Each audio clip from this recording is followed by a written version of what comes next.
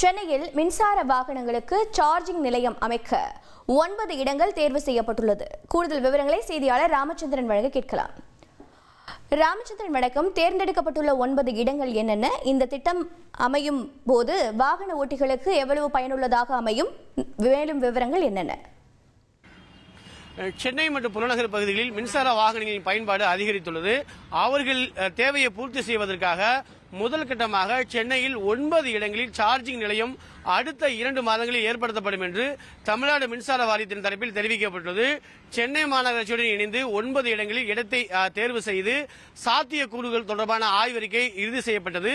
அடுத்த 15 இடங்களில் டெண்டர் அறிவிக்கப்பட்டு இறுதி செய்யப்படும் என்றும் அடுத்த 2 மாதங்களில் இது பொதுமக்கள் பயன்பாட்டிற்கு கொண்டு வரப்படும் என்றும் தமிழ்நாடு மின்சார வாரியத்தின் தரப்பில் தெரிவிக்கப்பட்டுள்ளது.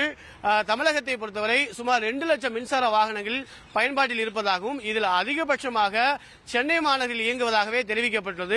மின்சார வாகனங்களை பயன்படுத்துபவர்கள் ஒரு இடத்திலிருந்து மற்றொரு இடத்திற்கு செல்லும் போது சார்ஜிங் தீர்ந்து விடுமோ என்ற ஐயம் உள்ள நிலையில் அவர்களை அச்சத்தை போக்கும் வகையில் தமிழ்நாடு மின்சார வாரியம் தனது பணியை தீவிரப்படுத்தியுள்ளது. தகவல்களுக்கு நன்றி ராமச்சந்திரன். தந்தி டிவியை உங்கள் கேபிள் டிவி ஆபரேட்டரிடம் இலவசமாக கேட்டு பெறுங்கள்.